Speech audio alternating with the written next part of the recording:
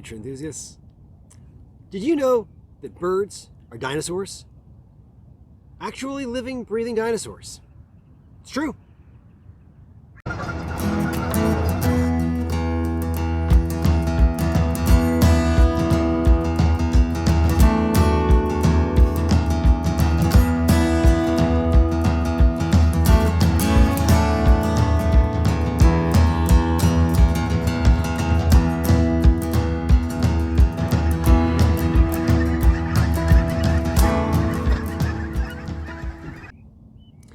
So when I say that birds are dinosaurs, I don't mean that they are an ancient group of organisms. They actually aren't that ancient. I don't mean that they look prehistoric. Some of them do, some of them don't. I mean that they are actually the last living lineage of dinosaurs. So if you think back to the age of dinosaurs, there were a bunch of different types of dinosaurs. There were theropods, the really long-necked, long-tailed, giant herbivores. There were ankylids, the sort of armored tanks, usually sort of low, kind of flat, often with a spiky or clubbed tail. There were the stegosaurus groups with the fin or lines of plates or spikes running down their back. All these different groups of dinosaurs. When the dinosaurs went extinct 65 million years ago, all those groups that I just mentioned were wiped out. They went extinct. But that doesn't mean that every single lineage went extinct. All the ones that I mentioned did. But there was one that I haven't mentioned, the theropod dinosaurs.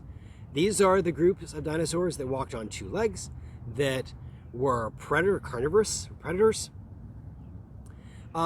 Think of as famous examples, Tyrannosaurus Rex and Velociraptor. These were both theropod dinosaurs. And some members of that group, the theropod dinosaurs, did not go extinct.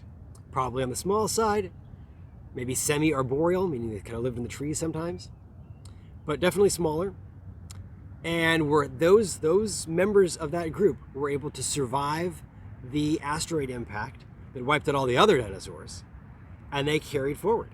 And they evolved into the birds we know today. Now, there's a lot of reasons to suspect this is true.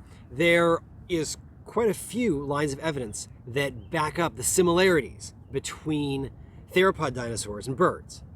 I mentioned one of them already. They walk on two legs. They have a very similar neck structure, sort of S neck structure. If you look at fossils of theropod dinosaurs, especially those small ones, many of them were small, maybe the size of a chicken. And if you compare that small theropod dinosaur neck to a chicken's neck, looks awfully similar. And there are lots more. Many theropod dinosaurs had hollow bones, like modern birds. Most theropod dinosaurs walked on 3 toes, but they had 4. So they had 4 toes on each foot, but most of the actual support was done by 3, just like modern birds.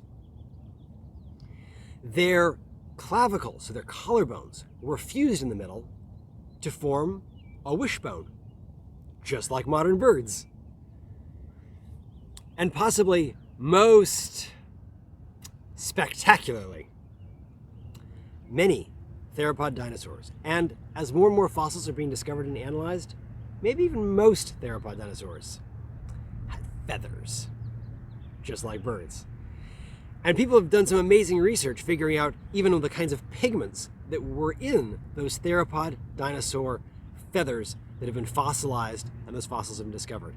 There are blacks and whites and reds, some really spectacular colors and patterns that were very likely displayed by these theropod dinosaurs. And these are traits, like I said, that have been carried on to the modern birds. The birds we see around us today have those same shared characteristics. So it's a pretty fascinating and wonderful and fun thing to think about, that when you go out to a park and you see a jay in a tree or a crow, that you are in fact looking at a dinosaur. If you're interested in learning more about this, so there's tons of resources out there, lots of websites about the relationships between birds and dinosaurs, but I did want to recommend 2 books. One for somewhat younger readers is this one, Dinosaurs Are Not Extinct, which really drives home the point that the last lineage of dinosaurs didn't go extinct, they're still alive today, birds. It's a really fun book, the illustrations are really charming, and the information is fantastic. And it's got a really sort of humorous, sort of whimsical take on some of the aspects of the book. I mean, they have talking dinosaurs, which they acknowledge right at the beginning is not realistic, which is one of the things I like about this book. It's very good at noting what is real and what is made up for the book. But the made up stuff is fun, and it tells about the real stuff that's very interesting. For slightly older kids, this book is fantastic. The Princeton Field Guide to Dinosaurs. It's amazing. It's dense. It's definitely got a lot of information in it. Illustrations are beautiful.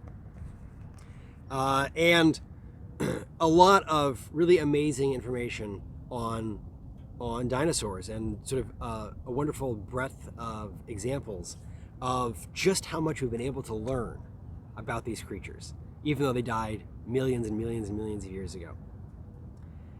And then, of course, all the things that we can kind of infer, and it's a really interesting kind of thought experiment to say, okay, what do we know about birds today that might inform us about dinosaurs millions of years ago? So, hope you enjoyed the video. I hope you check out these books. Let me know in the comments if you do and what you think of them, and if you have any other favorite dinosaur/bird books that you really love. Thank you for the view. Subscribe to the channel. Until next time, enjoy the natural world.